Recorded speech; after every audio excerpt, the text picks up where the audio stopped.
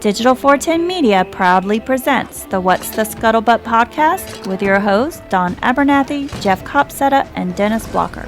Welcome, everybody, to another episode of the What's the Scuttlebutt podcast, your favorite World War II based podcast. And we hope, we expect, we assume we probably have some new listeners because we met a lot of people in San Antonio, Texas, when it was the first time that the four of us, the three of us definitely, but the four of us all occupied the same space. But as we were just saying before we went on the air, we were at the same location. I don't know if the four of us were in the same room, or actually just the three of us were in the same room for longer than 10, 15 minutes at a stretch, with the exception of a dinner. But even at the dinner, it was all business. So first and foremost, welcome everybody. For those of you joining at home, guest for the day is Mr. Andrew Boer. First, Jeff, how's it going, fella? Good, man. I miss you. It was just too quick of a trip. It was too quick. Yeah, as soon as I left, you turned on the sprinklers, you put some fertilizer down. Like, we can green this place up. Don's gone. We don't even like 92 yesterday. Like, what the heck? We're in a drought. Our canals are like down 5 feet. Can't sprinkle. It's fine. So I can't complain that I lost my internet to rain tonight because we definitely need it. But Dennis, fella, thank you both for helping set up my rock and roll tour. That's what I call it. When you blow in the town, you crash on a couch or a bed, you do some activities, and you bolt out and leave like you were never there before. And so that's definitely what that weekend was, but we'll get into that momentarily. Dennis, how's things going on your end? Good. It's going real good. Just, oh man. And the reason for Dennis's anxiety, if it wasn't for this young man, none of this would have happened. Oh, check us out, Andrew. I meant to bring this, but I didn't want to shove it in my book bag. Look at that, fella.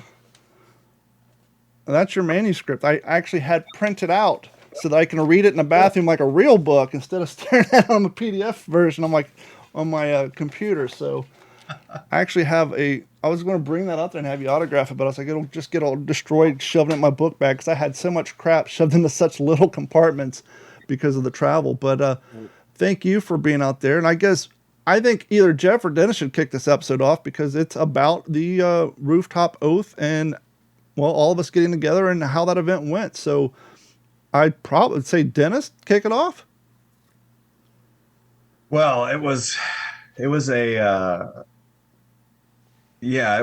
say more of like a hurricane. And then you kind of look around afterwards and you're like, where did everything go? Jeff and I were talking about that, and it's like it was done, and I turned around and everybody was gone, and you're just kind of like, what happened? I think maybe what we should do, we should probably back up a little bit for those listeners who don't have the foggiest idea what we're talking about. So we did a podcast a while back. Andrew was on it. It was about the Weslaco 8, and during that interview, he presented a slideshow, and in that slideshow was a photo of the Weslaco 8 plus a few other gentlemen from the Rio Grande Valley, that totaled in 13 gentlemen being sworn into the Marine Corps on the roof. One of those gentlemen went off to be a flag raiser. We'll get to that later in the Iwo Jima photo.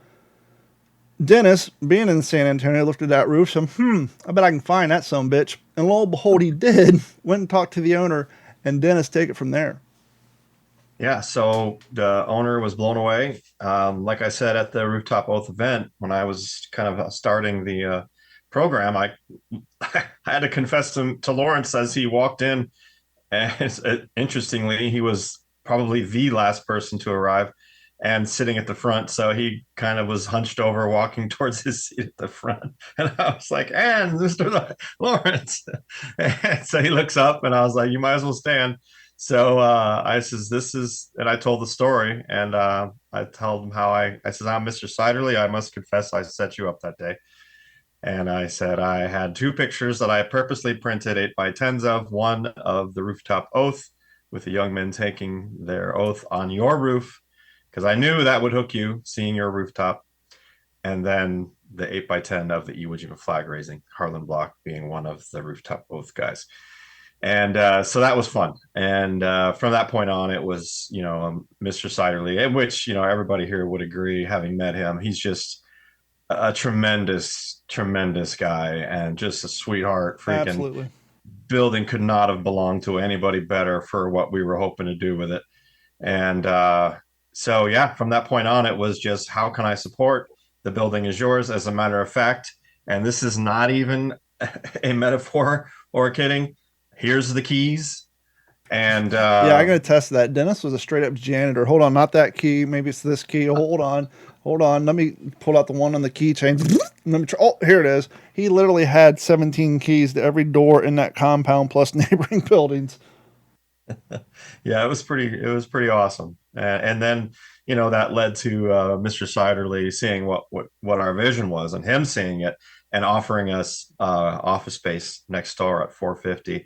Now, for the listeners, I mean, the office space that he gave us is prime, like fourth floor, corner pocket, beautiful scaping, huge scaping windows that look down on the intersection of Broadway in Houston and San Antonio.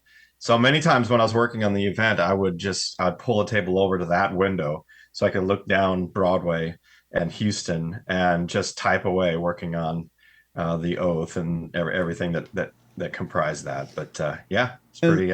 and for those of you at home, Dennis is overlooking both figuratively and hyperbole. He's 2 blocks from the Alamo. No one mentioned that to me when I showed up. It's like, yeah, you. I walked to the Alamo and got tacos. That's how close this thing is. So that, which I think will come into great importance in the future as this building becomes more known, because it's, you go to the Alamo, and oh, by the way, let's go check this out too. It's literally 2.5 blocks away. It takes you no time to walk there. It's maybe what, half a mile, if that. It's right around the Yeah, corner. yeah, yeah, so close that I actually was like, "Hey, let's go." And I walked you over there. I said, "Here's the Alamo. There's the Menger Hotel where Teddy Roosevelt enlisted the Rough Riders. Right down there is the Riverwalk. There's some good eating there, and I'll see you later." Now, you said you thought it was of historical value that I go have a beer at that bar because of the history behind that bar. So I went down there and had a. Let me tell you, people, a lot of bars, particularly bars in like tourist places, they get a little thin on the drinks. No, when I ordered that vodka and coke, he felt that some bitch all the way up. It wasn't like 3 fingers and ice and just. It was strong and full. And I sat down there for a good time talking to him about the actual weapons and some of the gear in the cabinet, because down there on the left he had some. They had 1903, and then they had some the Craig Jorgensen rifles in there, because he was asking me about one of them and I had to look it up. But we were talking about, they had some of the World War I era M1 belts on there. I was talking about how it's very similar. If a lot of them were actually worn by the Marines on Guadalcanal, but we got talking about all that, and I was down there for probably a good 2.5 hours just hanging out. Great, Yeah, great yeah, spot. that's great. Yeah, and then later that night, and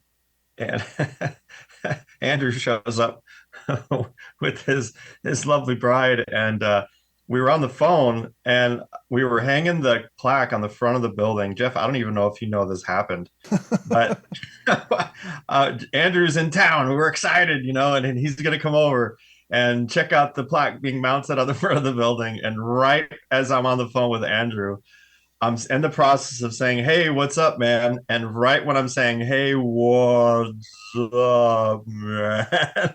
this this homeless drunk guy walks by, makes eye contact with me, and thinks I said, "Hey, what's up, man?" to him. So he starts the conversation, and he's so drunk, and he's so philosophical. Like, we can't get rid of this guy.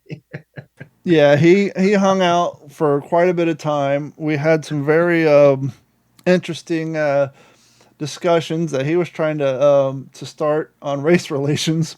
And he was a Hispanic fellow, and then he was starting late. He's like, "Well, come on, let's get some drinks." We're like, "We're working." He's like, "Ah, F you then," but said the real thing and just kept walked off into the night.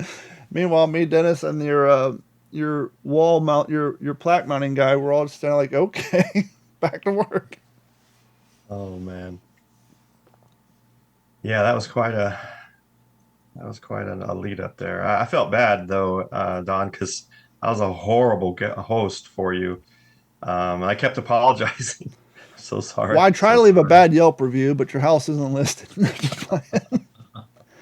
Andrew, what was this like for you to go from, coming on a podcast, you know, talking to Dennis, and then all of a sudden, next thing you know, you're booking a flight to Texas? Yeah, it was pretty surreal. Like they talked about at the oath, I've I've been a military history student my whole life. Not professionally, but uh, as a kid, that was something that I always wanted to do, was serve my country. And I have sports induced asthma, which was crazy because all the sports that I played involved running in that. But the Marines wouldn't take me after I graduated high school because I had an inhaler. But the next best thing I wanted to do was give back to the veteran that I idolized my whole life. And so where that goes with this story is, I had family that served with Patton in Europe, fought through the European theater. And I watched Saving Private Ryan and Band of Brothers as a kid. But when the Pacific came out in 2010, I wasn't exposed to that. So I'm like, man, there's another war here. And my dad's a big military history guy too, but it was never talked about. So I first Pacific book I read was Flags of Our Fathers. And that's when I like I said, I don't know what got me into it. But Harlan Block drew to me right off the get go. I have stories that I wrote about him when I was in the 6th grade. Like Dennis mentioned, I was Harlan Block for Halloween. I don't know what his family thought about that, but I was Harlan Block when I was, I think, in like 6th grade. So it was very surreal, and like I said, when Dennis was talking about the night when I showed up. My wife and I made the pilgrimage to the roof there in pitch black, and you're looking over San Antonio at dark. And like I said, I've never the two biggest surreal moments in my life were that was one of them, and then when I visited Harlan Block's grave in 2021, because, and I'm sure you guys can feel the same way when you study World War II and you read about these things and these people and places that you're fascinated with, and then you finally get to see it. I remember, and then I'll get off my soapbox, but I remember, standing up there that night and going, the guy that I've studied since I was 12 years old was sworn into the Marines right here. And I'm going to be 28 in December. So that's most of my life I've studied this gentleman. So it was a surreal moment, that's for sure. And I got to meet you guys finally in person. Like I said, I've listened to your guys' podcast for 5 years And now. was immensely disappointed, might I add. He's like, wow, this is them, huh? No, it was I really had a good time, and I can't thank you guys enough for giving me the opportunity to come down there. So, Jeff, as we mentioned on past podcasts, you and Dennis and a few of your friends in Texas started a new organization called COG, the Conservatories of the Greatest Generation, and this was your all's inaugural event. Do you think, as someone with the experience of organizing events, do you think that this was a good one to kind of get everybody a little experience on? No, I don't think this was a good one. I think this was the best one. This one will resonate for years. And I'm not saying that out of any kind of hubris, although you would expect that from me. Really, because everybody I've told and talked to about it since then has just been completely enamored by COG, the missions that COG has, and this type of an event. You can talk about this event from several angles, right? We had folks like Andrew coming in from out of state. We had a historical building that had plaques newly attached to it. We had general officers and command sergeant majors in attendance. But aside from all of that, and literally this was just yesterday, I was talking to someone who runs an American Legion here up in my area. I had him and his wife physically crying when I mentioned that on one side of the flagpole stood 13 young men in this photograph in February 43, but on the other side of this flagpole, February 21st, 2026, we had 13 more young men take the oath of enlistment, and they lost it. And this guy, just met him yesterday, but I don't think he's a soft man. He is a Top Gun graduate and a retired naval aviator. Wow. So I'm pretty sure anybody that flies Tomcats for a living is not somebody you typically associate as easily emotional. Yeah, for So sure. Well, do you guys kind of feel like, crap, how do we follow this one up? I mean, is there a little bit of that no, in your, or are you No. just going to go with the momentum and roll with it? no, yeah, this is just a springboard. We've got several events coming up. One in 5 days now that I'll be organizing with an air show. We've got several in April, May. We'll have another big one in July, and it's just every day that Dennis and I don't know, we talk 2, 3 times a week, and every phone call is an update, and every phone call is, oh my gosh, that just happened in the last 2 days. Wow, it's Wednesday, and this is what, holy smokes, like by Saturday of this week, it's going to just be evolving, and it just keeps churning, and it has so much buy-in, and I'm surprised with that speed. I'm not surprised because the event was amazing. I'm not surprised with COG literally selling itself, but I didn't foresee um, the, this type of how quickly the evolution was going to be when we think back and go, wow, we had a harebrained idea 5 months ago. Now look at us. One could argue that it just goes to show you that there was a thirst for that and someone that needed to be done. This isn't something that you're trying to put into an already, flooded arena. This is something that was somebody had to do and it needed to be done. And you guys, you thought of it, you did it, and it's proven out to be a good choice.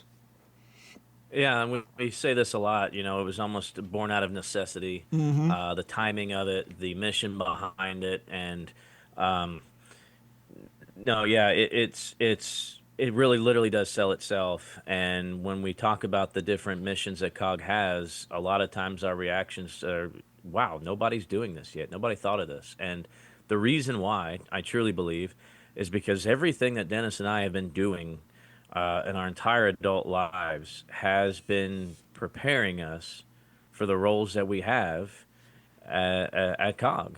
And I thought that when I was at the National Museum Pacific War for 5 years, I thought, oh man, everything that I did is finally is being poured into this. That didn't even touch that. That was just the surface. And I think Dennis could attest to that too. And he, Yeah, for he sure. puts this book together, and then all of a sudden, that's not even close. We thought this was the end all be all with our past lives, 5, 6 years ago. Not even close. And so we have really, truly been trained by experience. Um, we've been basically forged for our roles in COG to get this thing moving forward, and I wouldn't want to do it with anybody else. And for the audience, just to give you guys a little more example of how COG had basically, not only spearheaded, but was responsible for this whole event. Dennis and COG went as far, Dennis filed out all the paperwork, got this building registered as a historical landmark. Your group organized everything. It was, and real quick, give out your YouTube channel. It's going to be a few months. These things don't happen overnight, but there was plenty of video shot. You guys had a video crew out there. They're making a documentary on this. I'm going to put out a little snippet, but I don't want to give away the gusto. So I'm going to provide a lot of my content to their guy. There will be a documentary on this event put out down the road from now, because you don't want to rush something like this. But I'll put out a little feeder thing to put on the What's the Scuttlebutt YouTube channel and D410 Media YouTube channel to send people over. My point is, what is your all's YouTube channel so people can go ahead and subscribe now so they can start getting your all's content, plus be aware when that documentary does come out? Yeah, if they type in US COG, it'll take it to you, and you'll see the COG and our logo. And that's COGG. Yeah, yeah, that's correct. USCOGG. And some of the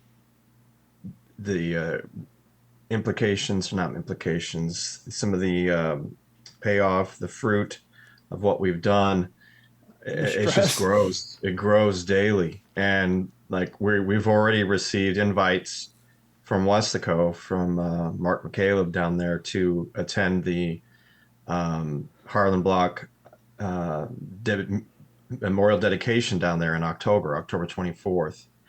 And so I know we'll be seeing Andrew there. I'll be there. Jeff will be there. Um, what's really interesting is Mr. McCaleb, who's organizing it. He said, "I can't imagine it without you guys there."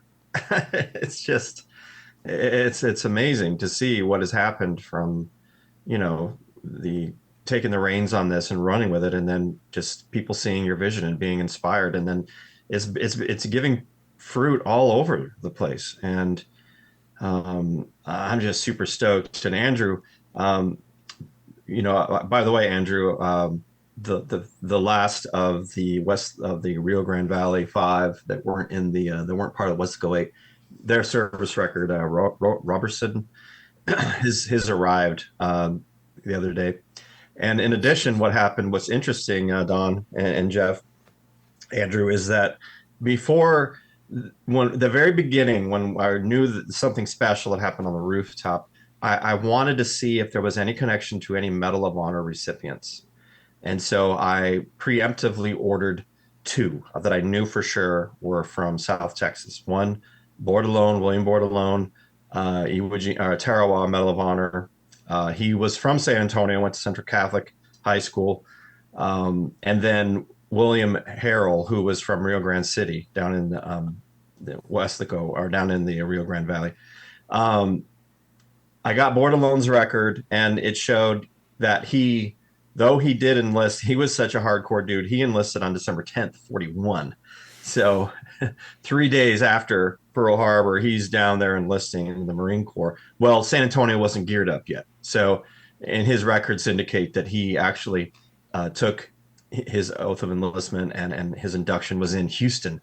Interestingly, the guy who signed all his papers was a First Lieutenant Donald Taft, who then would become the commander of the San Antonio Induction Center and would be the commander in the photograph of the Rooftop Oath. Wow. Giving those guys their oath of enlistment, and would be in the command.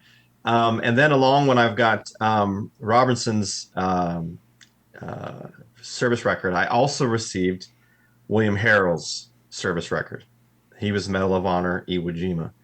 And in his induction papers, it says that in 42, he was inducted at 118 Broadway, which means, of course, that he took his oath of enlistment on the rooftop at our building. So, man, it just goes on and on.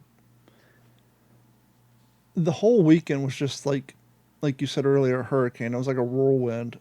Just to give, I don't think Andrew's familiar with this story. I know Jeff knows it, but my flight left here in Florida. I got up at 4 a.m. I was at the airport at 5, and then hopped on a plane, had a layover like 20 minutes or whatever in Houston, and then flew into San Antonio, where Dennis picked me up. He looks at me and says, "Hey man, I got to go do a speech." Okay, cool. You want to come to Lions Club? Sure, I'll come. Get some free food. Right on. So we head down, and it's this old Italian place, and got all these bars on these windows. And we're walking in, and I looked at Dennis and said, "If we open the doors and there's plastic on the floor, just back out slowly." So we're walking down the sidewalk, and we go in there, and it was the nicest group of guys. And I was telling them that, I grew up in Kentucky and Ohio, and I'd seen, their logo all over the signs and all over, but I'd never been to one of their organization meetings and all that. And they were super welcoming, and it was nice to see what they do to help the community and how their organization works, and kind of get an idea of how other people run their organizations. But they sat Dennis and I down, and the waitress brought out big old raviolis, but they didn't bring anybody else any food. And Dennis and I are like trying to be polite by not eating, because, polite society, you wait until everybody gets their food before you start eating. And the waitress comes over, like, "You guys want a box?" And Dennis is like, "No, we're waiting for everybody else to get their food." She's like, "No, go ahead and eat. We bring their food out while you guys are giving your speeches." That should have been the first red flag. And that way they're eating while you guys are giving speeches. And say, okay, we start digging in. The president goes up there, goes over a few events, and says, "We have a couple of speakers tonight." I look at Dennis, and I look. That was hilarious. Well, damn. And so I'm thinking on my feet, and I said, well, Dennis, let me go up and I'll intro you. I'll kind of tell how this whole thing happened. And so I got up, talked about the podcast, and Jeff and I and Dennis, and talked about COG and how out of all the people I know, Jeff and Dennis are into this for the right reasons.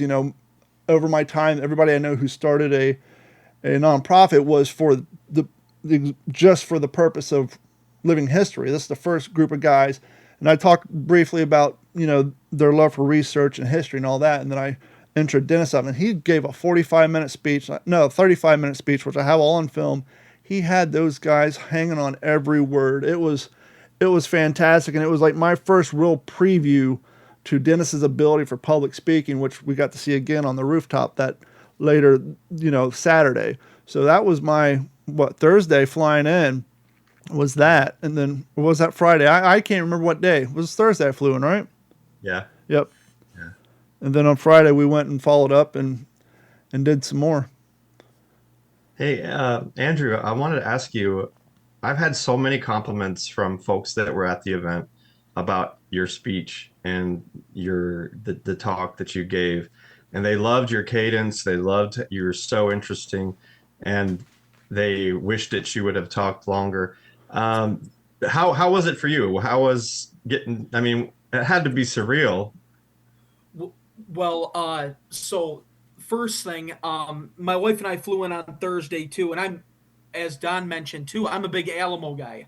So I stayed in the Emily Morgan Hotel, that overlooked the Alamo, and I I spent 2 or 3 days there.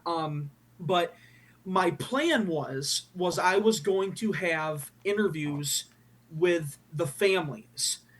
Through my research, I've been blessed that I've been able to connect with 7 of the 8 Westlaco families, um, and all 7 families were there. The 8th was the only family I haven't really gotten to know, but that's okay. Um, but I planned for them to come to the Emily Morgan Hotel before the event. Some of them weren't able to, but I had um, the day of the event. I had 3 families come to the hotel, and I interviewed them. And one of them was the I don't know, it'd be Harlan Black's older brother's uh, grandson and granddaughter. So I don't know if it's a great nephew and niece, whatever you call it. Yeah, But something along those. um, and they were at the event, and one of the things that Harlan's nephew brought with him, and I remember getting goosebumps when he came through the door, because I mean the event was close to the hotel, but I mean I've never really been there before, so I'm thinking, oh man, how are they going to park? Where are they going to go? And Ed Black, the fifth, walks in with his sister and his wife, and my wife was standing right there, and she's like, "Your face turned white immediately." Hmm. Like it's like, holy smokes! And so I sat down, had a great talk with him, but he brought with him um, the tote tag that was used to bring Harlan home from Iwo Jima, and he pulls out this aftershave bottle filled with black sand, and he said this was found on Harlan's remains after he was killed, and I'm like, holy smokes! Um, but Wow. yeah, and so he brought those and shared them. The director of the Westlaco Museum, who I've had a really good relationship with through my research, she brought Harlan Black's varsity football letter jacket, and I have a photo of him and the other. Because one thing that I've tried to, there's been people that have asked, were they all seniors? Were 7 of the 8 were seniors, and one was a grade ahead of them. And the 7 seniors were the ones, their families were at the event. But there's a picture of the 7 seniors. I believe it was 2 days before they left for San Antonio. And they're wearing that jacket, and Harlan's jacket was Wow. at the event. Um, but long story short, it was unbelievable. And when I was standing there uh, reading that, I'm thinking this was something that I got into at 12 years old, and being able to look across there, and not just them. as Jeff mentioned, high-end Marines, current servicemen and women, 13 young men that are heading into the service. You had all walks of life here. And it was unbelievable. Um, I would say too, like I always say, the families, I can't thank enough because um, I reached out to them via phone, email, text, whatever, and they didn't know who I was. I could have been a scam artist. I could have been prying for information, and they believed in me. And they, like I said, there was one of the ladies that was there. Her dad was the quarterback of the football team. He was wounded on Tarawa, and she's been great to talk to. And she was one of them too. She's just like, we weren't sure when you called us, what you're up to, but she, after the event, Yeah. I got a picture with all the families, and we're Oh, standing there, man.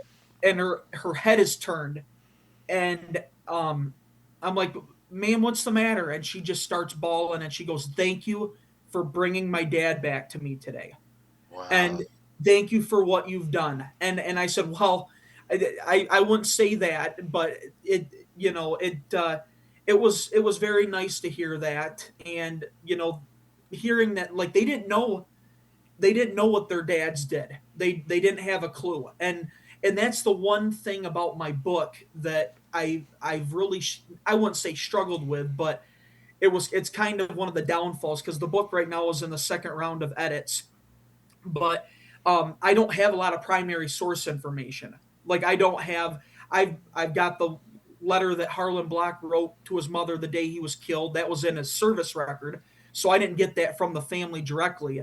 But other than that, there's maybe one or two other letters, and the rest of them, I mean, the families don't have anymore. They've been thrown away, or they've been lost to history.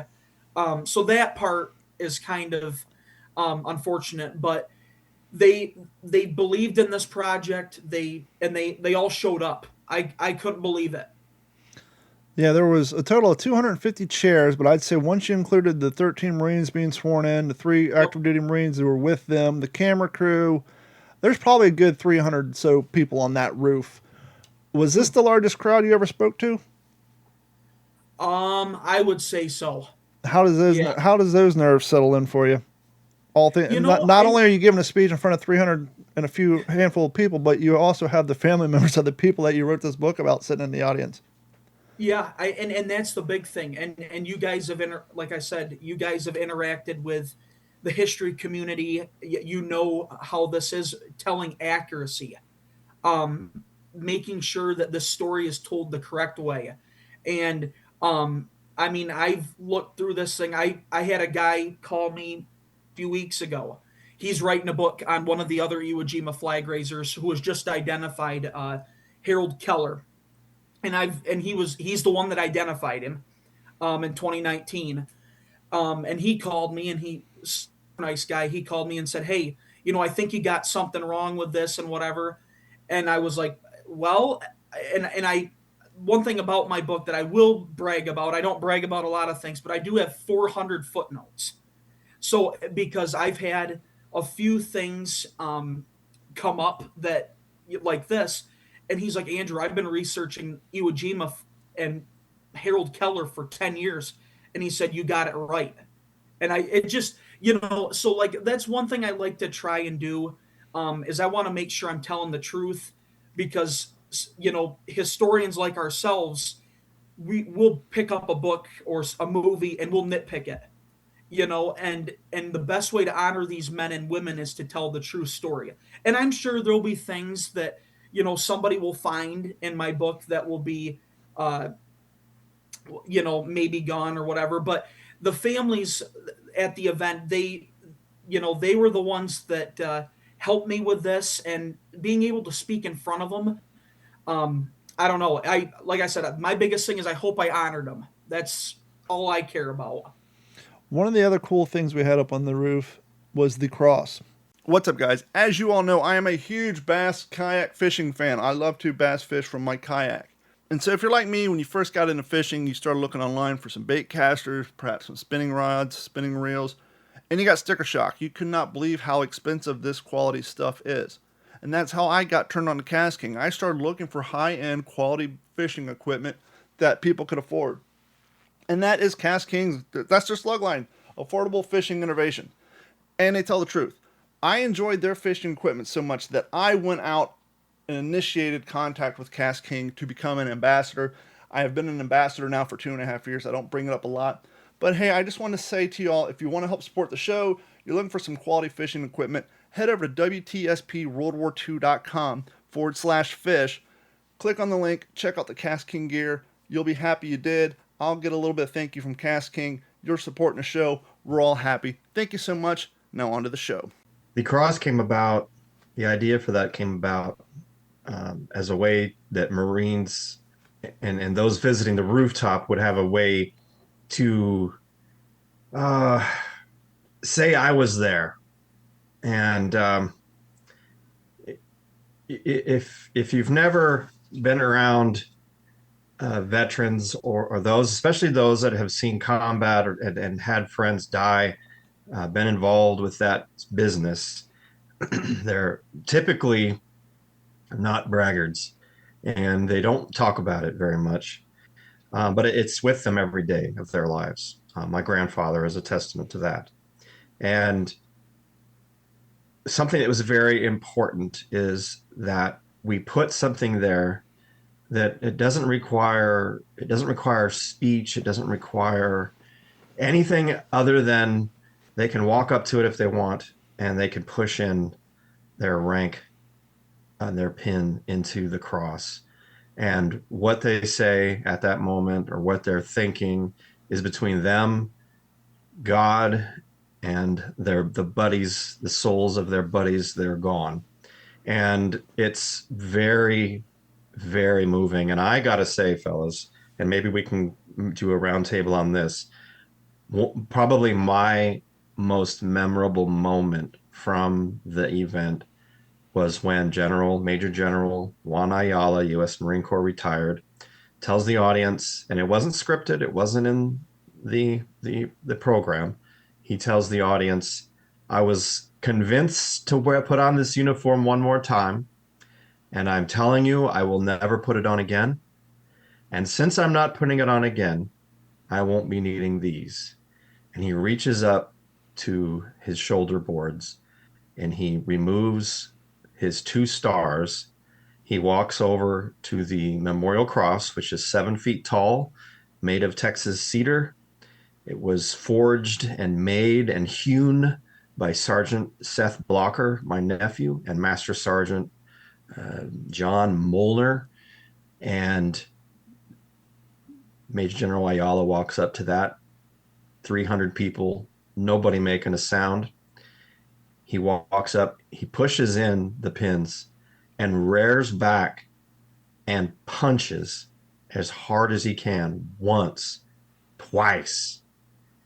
And I forgot I was running a program. I was standing there and you could hear a pin drop. And he sat down, and what many people didn't see, but Jeff and I had that beautiful advantage point. When General Ayala sat down, he didn't just sit. He sat down, and he flashed his eyes over to that cross and those stars. And I saw what I saw in those eyes. Man, I'm telling you, if he'd have said, we're going to go take that hill, I'd have been like, let's do this. That was very, very powerful moment. And just for the sake of the audience at home, when you're thinking cross, it's not, a flat piece of timber. This thing, it's beautiful. It by no means looks like this, but the only way I can convey this that you guys can imagine in your mind, because everybody's seen them. Imagine a cross made out of sections of wood that's twice the size of a railroad tie. I mean, this thing is a substantial mass of wood that it's not like, a nice decorative flat 2x, set of wood. It's up. No, this thing is basically a monument. This is a beautiful, beautiful, full 3-dimensional cross. It is beautiful. And by the end of the day, it had a lot of pins in it from all the active duty and past duty Marines who were there that day, and it was one of that and the mural, just great Yeah. decisions. Whose idea was the mural? Yeah, that came because when we were up on the roof, this is early on. I looked over, and on the brick walls is horrendous gray splotch of gray paint that had been splashed against the wall and run down at some point in its existence. And I said, "Man, maybe we can power wash that or cover it or something." And then it just hit me that, oh man, a mural. Like we could totally paint over a mural right there.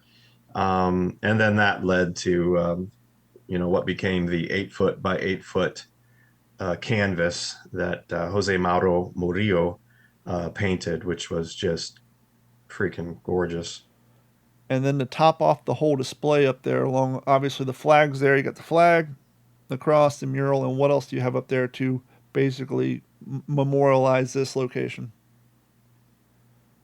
Yeah, so the plaques, and we've got two plaques, and we were trying to figure out how we were going to cover them both, and we had some extra mosquito, not mosquito netting, but some extra camouflage netting laying around, and it just kind of morphed into we should cover the whole pediment with this camouflage netting, and it was perfect. And Jeff had that magical moment along with Major Idle, who is the commanding officer of San Antonio's division of the 8th Marine Corps Recruiting District. And yeah, that was a pretty powerful moment.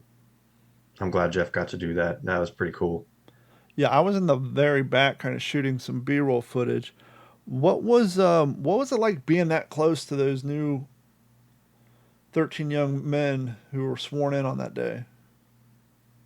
Yeah, I'll let Jeff take that. Because you guys were right there.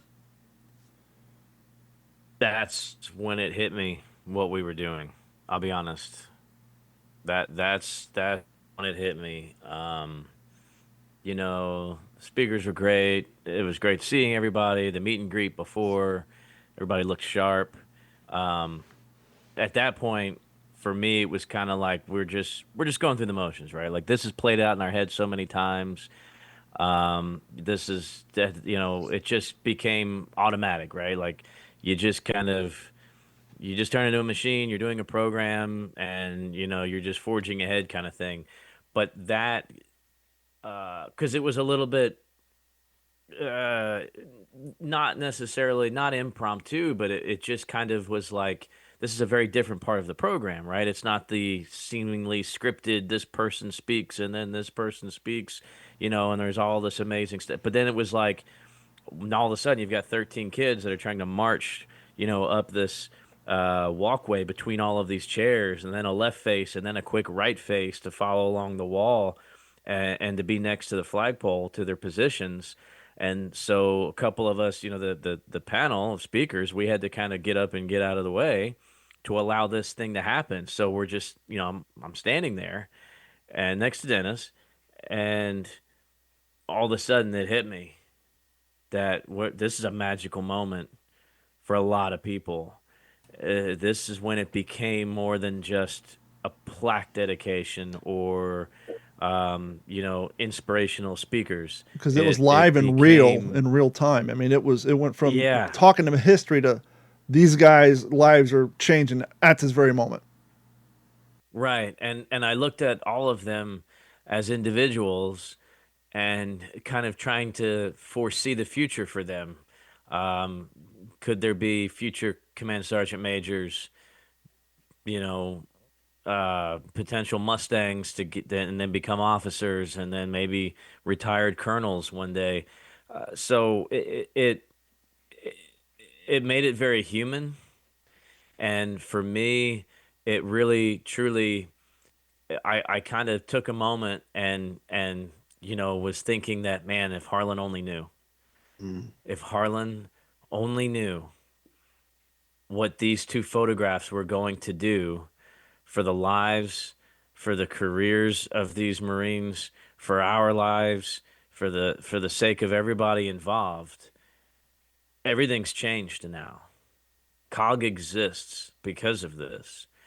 Um, and it's really interesting for me, I think it's very special that a photograph that has been reproduced so many times, the most famous photograph in American history, right? All the superlatives that go with that photograph on top of that hill, all of a sudden became a human story to me, and beyond Flags of Our Fathers, right? Beyond Bradley's story, beyond the movies, to meet relatives of this man, just this guy, this dude, this young man that gave his life and had a picture taken of him that he never knew was going to be popular. And now, 81 years later, here we are on this roof, changing the lives of future Marines.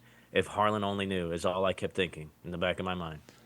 I think somebody mentioned it at the coffee shop when we were all down there. It may have been your videographer's wife. I can't remember, but someone said it's crazy to think that this whole event happened because of two photos. That Harlan Block's family, and then obviously the Wesco 8 in relation, their families now have had their lives affected at least a minimum of two separate times based on two photos. Obviously, the Iwo Jima flag raising photo, and then the Rooftop Oath photo that resulted in the gathering and, this new landmark in the city of San Antonio dedicating and, memorializing what their family members did to, when they swore in on that roof. And none of that would have happened. Obviously, the Iwo Jima, if two photos. I mean, so many lives affected by two photos. It's crazy to think about.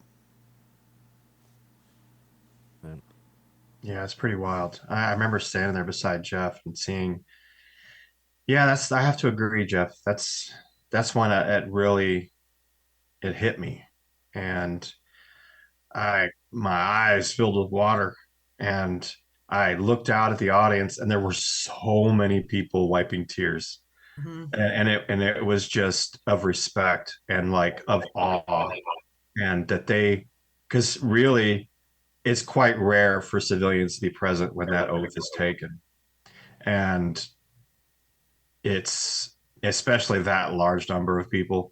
I know that they do that for like the rodeo and this and that, but how many people that will ever get to say they took their oath of enlistment at the same exact spot where Harlan Block and hundreds of other warriors who went to the Pacific battles, including William Harrell, Medal of Honor, like who gets to say they did that? As a matter of fact, so powerful that afterwards there was a Marine Corps active duty sergeant, Jacqueline Montes. She came up to me afterwards and she was like, "Hey, I promote in April. I would love to take my re-enlistment oath up here," and was like, "Done, done for sure." There was Hey, Andrew, Go ahead. I wanted to ask you, Andrew, um, what was did you have time to fellowship with the Westico families afterwards? Like, what was the feedback from the families? Oh yeah, yep. And what our discussion just now is what they love that. A few of the daughters of the families were like watching those young men being sworn into the Marine Corps was unbelievable. Um, they really enjoyed it, and one of the things that, like I was telling my wife after, that was the first time that those families were all together at once since Harlan was brought home in '49. Wow. Um, and I mentioned this in my presentation and when I was speaking. When Harlan Black's remains were brought home in January of '49, there were seven pallbearers, and they were the remaining seven of the Westlake 8. So, um, those families, like a lot of them, even when I was there, they were talking about, hey, we heard, like I heard a few names go, yeah, I heard your dad's name mentioned in our house several times.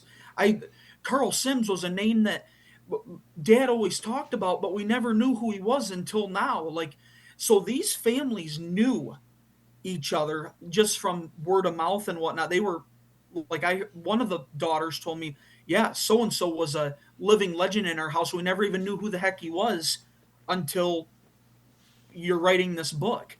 And so it was awesome, and I think they really enjoyed it. I know for a fact that the ones I talked to, there wasn't a dry eye left in the place. Yeah. Now, Yeah. real quick, the theme of the show has kind of been how hectic it is to organize these events. And I was hoping to say something to Jeff before he left. Jeff actually just left the show. He had to go do some more planning for the upcoming event he has in 5 days. But Jeff gave one hell of a speech at this event to the Yeah. point where I'm sitting in the back watching this. Once again, I'm in the very, very back at the end of this long row of 250 seats catching some footage. And so I'm getting Jeff from the audience perspective, and I'm watching like, this guy's going to be a politician one day. He and three other people said the same thing either to him or to his wife. Like, and of course, he has no interest in it, at least not at the states, level. But don't be surprised if he holds some sort of public office, because he is a damn good speaker and he holds the room. And Dennis did a fantastic job as well. One of the other things I think it's important that we kind of touch on too is obviously the living history aspect of this. And so not only did we have this event, but down in the first floor in the garage, Jeff and one of his reenacting friends had their Jeeps. We had a couple tables set up with World War II gear. One of the from the museum was the Wesleyan Museum. Who brought Harlan Block's ring down there? Yeah. So in the valley there are two museums. There's the Weslaco Museum, and then there's the Iwo Jima Museum, located on the grounds of the Marine Military Academy in Harlingen, Texas. And in Harlingen is where Harlan Block is buried now, and the original diecast of the Arlington Marine Corps Memorial is down there. Harlan's grave is at the foot of that monument, and they have a really nice museum there. A lot of Iwo Jima artifacts, but in that museum is the ring that Harlan Block bought at Camp Elliott when he around the time he earned his parachute wings to be in the Paramarines. And in after Bougainville, and after he had been after the disbandment of the Paramarines, and he'd been transferred, and the Fifth Marine Division went down to Camp Tarawa and whatever.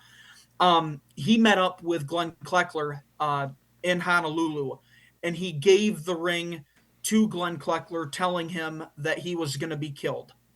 So that ring was the last will and testament of one friend to the other.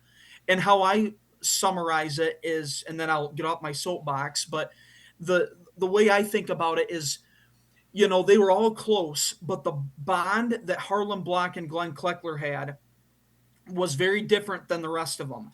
The two and Carl Sims were if you're familiar with football, they were the three running backs on the football team.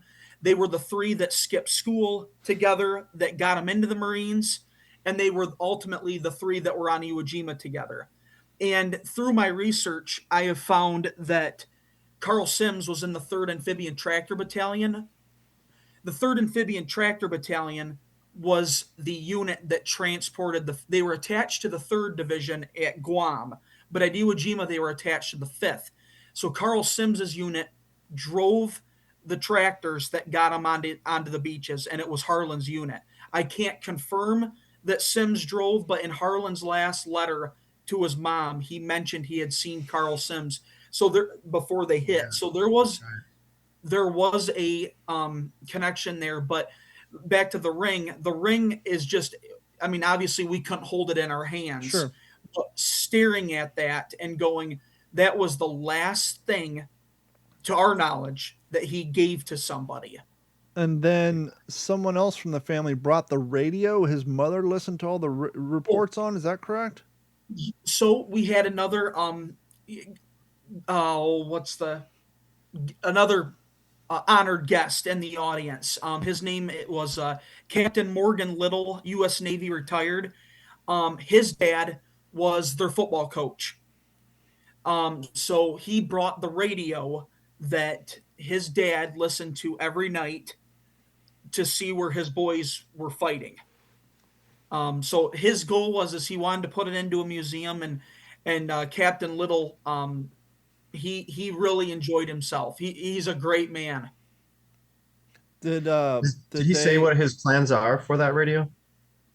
No, I think his intention was, I think, to like get rid of it that day, but everybody was busy, and he has it, but um no, he was honored to be there. He loved it. He actually stayed at the same hotel that Mackenzie and I did, and just a great guy.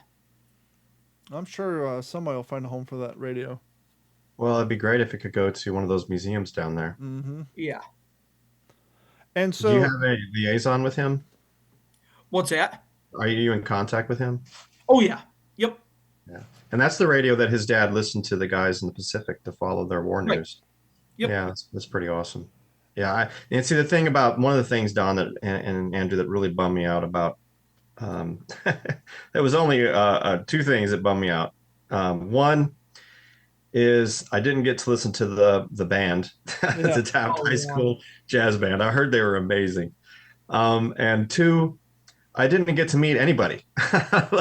like, I didn't get to talk to any of the Westico families. I didn't get to meet any of the Block families. Actually, I did get to meet the one of the nephews, great nephews. I didn't get to meet the Blocks, Ed Block. I didn't get to. I saw Mr. Little. I saw the radio. I didn't get to talk to him. And so, that kind of led to what we're plans for next year. We've got some ideas that we're gonna, we'll talk about later it's on. But reminiscent of when I worked in radio. Right, we put on all these concerts and all that. People always calling, "Ooh, I want backstage passes. I want backstage passes." What's like? And the host of my radio show would always say, "I've been doing this 20 years. Trust me, the views in the audience." yeah, And Dennis got the experience that all this cool stuff was there, all these cool people were there, but because he was backstage putting on the event, he was Yep. standing on side making sure everything was running, he missed the show. And so just keep that. We were doing the pre-show living history event, and I'm standing at my table. I'm got this uniform on right here, and Harlan Block's great great grandnephew, whoever, the same gentleman, whatever the lineage is. I don't mean whoever, but the lineage part we're not quite on the title of it. But he walks up and he puts that toe tag in my hand. Now it's not small. It's about 8 inches long, Yep. about 3.5 inches wide, and it's tapered on the end. It almost looks like someone took a Marine Corps era dog tag and put it on a railroad track and ran over it. He handed it to me. I'm reading. I'm like, "What's this?" And he said, "Oh, that's the toe tag." I was like, "Ooh," and then it hit me. I'm like, yeah, I saw it said Corporal Harlan Block and I had his service number, but I didn't realize, because when we see toe tags, we think of a piece of manila envelope paper, tied to their toe like you see in the movies, not a band of aluminum, basically a giant dog tag, and then like you said that apothecary bottle full of the sand. And what was cool, and I'm sure this was something that COG put out there, they asked people who were coming who were able to dress in 1940s Yeah. appropriate outfits. And so his whole family was there. The Yep. women had the Liberty curls up, and the great grandnephew had the fedora on and the suit. And Yep. Dennis had his fedora on and his suit, and Jeff had a flat cap on, and I'm wearing this guy. And so, and then the videographer and his wife were done in 40s stuff. And obviously we had other living historians who Jeff has relationships to all his museums and all his and events. my mom and dad, And then Dennis's my family. uncle, all dressed up. And so as you walk around, you have people modern days. You have the Weslico JROTC was there in uniform. You had the 13 Marines in their Marine Corps shirt and their jeans all tucked in. You had the 3 active duty Marines. You had a lot of VFW service members with their piss cutters on and their red shirts. Very cool. We're in Texas, right? And can't remember the gentleman's name. Who had the Jeep? He's part of COG. Wade, Wade come up to me and said, perfect example, never to judge a book by its cover. He's like, see that Hispanic gentleman over there? He was like 25, face tattoos, neck tattoos, long hair and ponytail. I was like, yeah, did 4 years in the Marine Corps. Heard about this, walked in. And so you had Marines of all ages, all stripes, Yep. all ethnicities, all different appearances. You had, like I said, people in modern clothes. You had people in VFW stuff. And there's a few times, we spent an inordinate amount of time on that property, Dennis. We were there Thursday, Friday, Saturday, and then I left Saturday night with Jeff and spent Sunday and Monday. Well, he dropped me off Monday, but I spent Sunday at his place. But there's a few moments there when we're tromping up and down the stairs and we're there late at night decorating that the reality of the situation kind of stepped in. And for me, it hit me a few times, but when I stepped on that roof Saturday in that uniform, I had this weird thought. I'm like, now granted, in the photo and in the city and when this happened, they're all wearing Class A uniforms and you had civilians. No one's up there in a 1942 utility uniform. That we know. But the thought still occurred to me, like, I could possibly be the first person who's been on this roof in a World War II era Marine Corps uniform since, they closed the sixth floor down Very and likely. pulled out in 1946. Very likely. And that was kind of a surreal moment to me. And then you can almost, because for the audience, you had to get on an elevator, go up to the sixth floor. And that entire sixth floor, which is now CPAs, design shops, workspace, was all Marine Corps intake. And induction, PT stuff, physicals, the whole gambit, right? That whole floor. And the building owner did such a great job preserving. I mean, they still got the plaster up with the rounded walls. They didn't try to, you have some glass doors in places and all that. But as far as the bones and the architectural structure of this building, it was been preserved and maintained. And so if you're quiet enough, tilted your head just right and squinted, you could see busy just Marines, shuffling papers, walking up and down, this and that. You could kind of see it. And it was, and then when you got to the sixth floor, you went in this little utility room and walked up these stairs, and then all of a sudden you're in the back. You're in a place never designed for public. It was just, this is where the boilers would have been back then, the water main shutoffs, the elevator maintenance stuff, to the point where they had to build a little catwalk over these pipes, and then the hatch in and of itself, 4'8", 5'2" at the most. So, and then you walk up there, and it's just, with the exception of the cell phone tower that's been appended to the top of the building, it's like it was back then. Yeah. And it's just, there's a few times you're like, wow, this is crazy. When I took Andrew up there that first night he was there and we all met up, I took him to the rooftop and I just left him. I left him and his wife up there. I was like, this moment's for you. This is time for you to, be alone and with your thoughts. And what a journey. What a journey it was. It was definitely I don't know, I had this weird moment when I guess this is a testament to Dennis's belief in my dumb ass, but he kept putting me in charge of things. Like, hey, I need this done. I got to go do this. Hey, go mount these plaques on the wall. Go do this. He basically trusted me to do this stuff. And so for the home audience, they got some plaques that are being cast. They're coming. They're made out of what? Steel, iron, bronze. But we had these temporary placeholders put up there. So I'm putting them up there. And the documentary crew's filming me, and I'm sitting there pounding this on with, trying to get it level. Which little word of advice: putting modern level on a modern day sign on a building from 1922. The signs are straight, the building's a little askew, which makes my plaques look a little askew. But trust me, I put a level on those bad boys. I got it on video.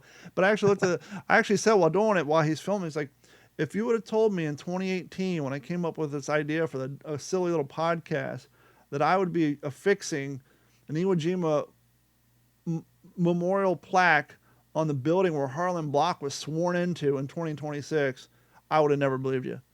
So just That's awesome. that to me, that the whole thing is like, well, if nothing else comes to this podcast, I got this. So it just, awesome. and I had the proud father moment. Once again, I'm standing in the back. You guys are up there, Dennis. You're giving your speeches, your intro, and your MCing, if you will. You're making sure the show goes, and I'm just sitting back and watching. I'm like, these guys are doing it, man. Look at them. I was so proud that you guys took nothing and made this huge event all on your own. It's not like you contracted some event organizer to come in, and you guys just cut checks and made phone calls.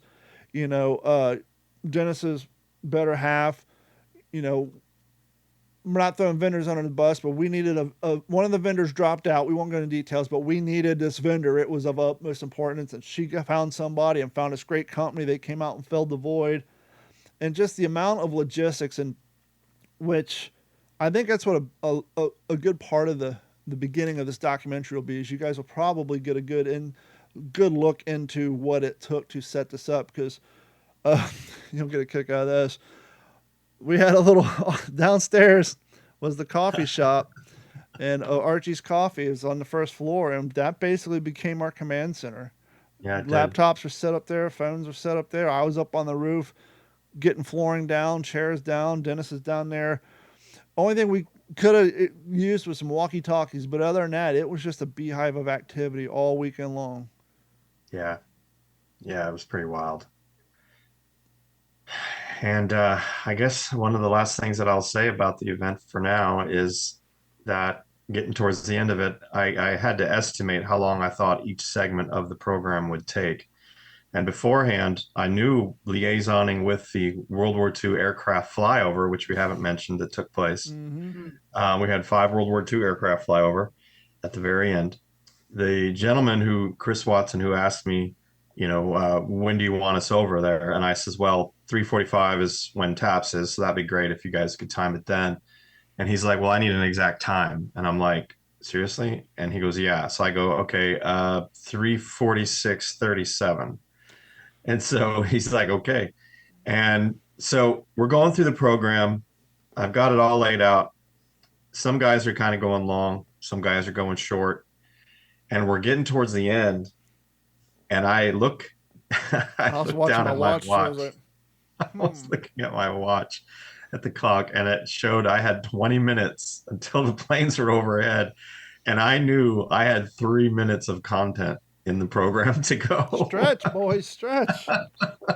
So I look over at Jeff, and he looks at me, and he just kind of grins like, you're going to handle this, And so I turned towards the audience, and I just started talking about the importance of why we do what we do. And that I started talking about, and I'm very thankful, because it gave me, and I wasn't in the program to speak, but it gave me the opportunity to talk about my grandfather, who we've talked about a lot on this program.